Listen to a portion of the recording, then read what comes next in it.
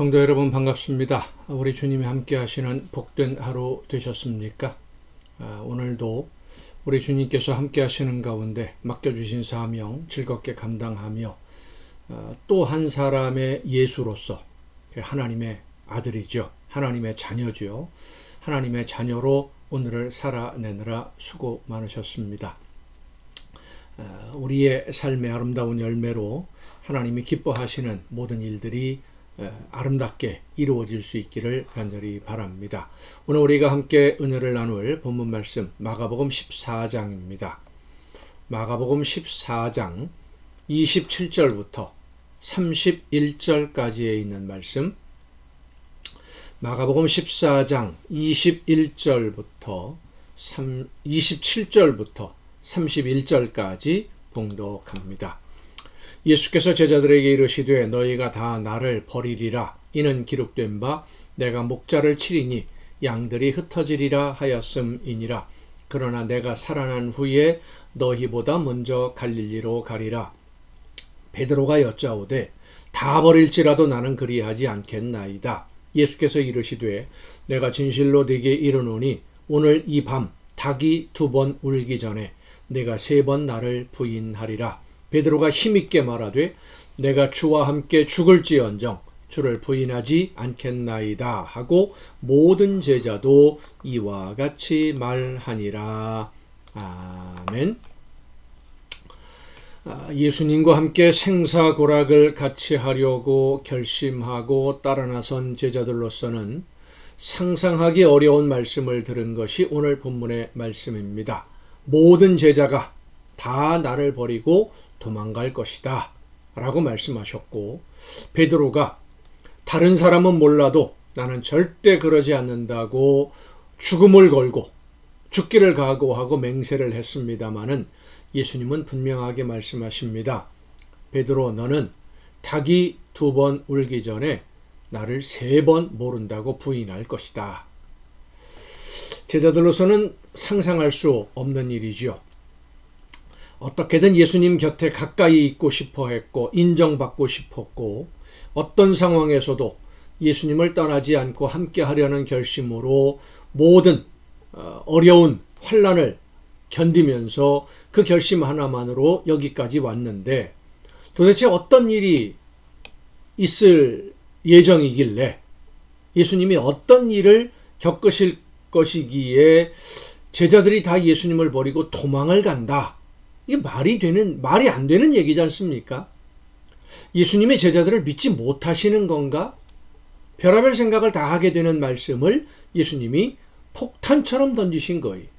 특히 베드로는 정말 자기 목숨을 걸고 예수님을 지키고 따르겠다고 자기 결심을 말씀드렸는데 버리고 도망가는 정도가 아니라 모른다고 부인할 것이다 라고 말씀하시니 제자들의 심정이나 베드로의 심정 착잡하기가 그지 없습니다.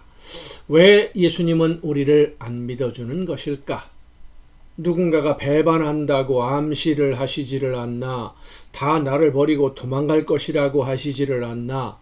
베드로에게는 모른다고 부인하기까지 할 거라고 하시니 예수님이 제자들을 믿지 못하시는 것은 아닐까 하는 생각도 할 수밖에 없는 그런 상황이 된 겁니다.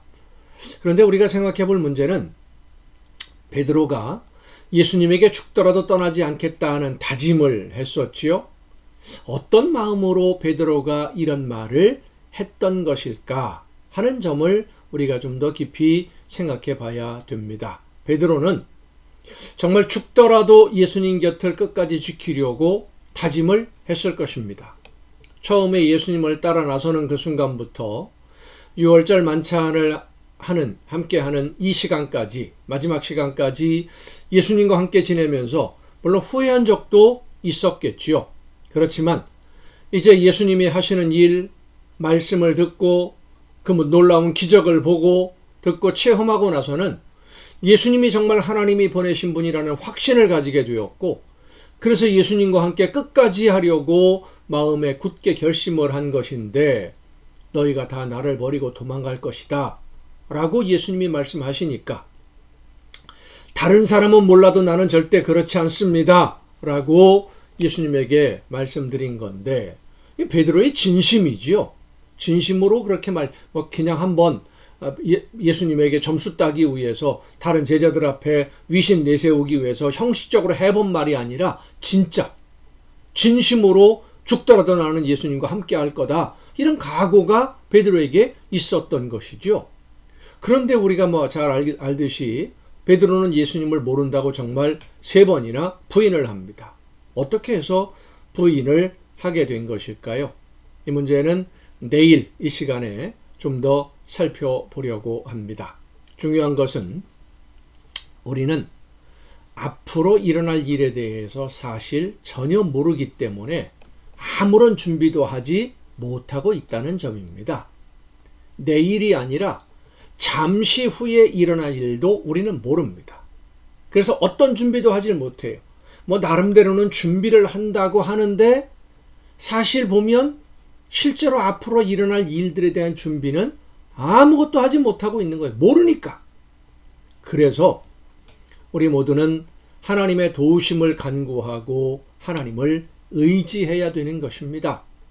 오늘도 하나님의 보호하심으로 오늘 하루를 지내게 되었음을 감사하면서 모든 것을 의지하고 신뢰하고 순종함으로 하나님의 뜻과 계획을 이루어가며 하나님이 이끄시는 대로 따라가는 여러분의 복된 발걸음, 복된 삶, 복된 인생이 될 수 있기를 간절히 바랍니다. 기도하시겠습니다. 오늘도 크신 사랑으로 저희들의 걸음을 인도해 주시는 아버지 하나님, 하나님이 원하시는 뜻이 무엇인지를 성령의 역사하심을 통해 깨우쳐 주시고 오늘도 저희들의 걸음을 하나님이 원하시는 길로 이끌어 주심을 감사드립니다. 원하시는 대로 이끄시는 대로 순종하며 따르며 말씀하시는 대로 그 모든 일들을 이루어내는 일꾼으로 쓰임 받음으로써 하나님이 계획하신 모든 일을 아름답게 이루어가는 우리 모두가 되게 하여 주시옵소서. 이 모든 말씀을 예수님의 이름으로 기도하옵나이다. 아멘. 여러분 오늘도 수고 많으셨습니다. 내일 또 정한 이 시간에 우리에게 주시는 하나님의 말씀으로 함께 은혜를 나눌 수 있기를 바랍니다. 내일 뵙겠습니다.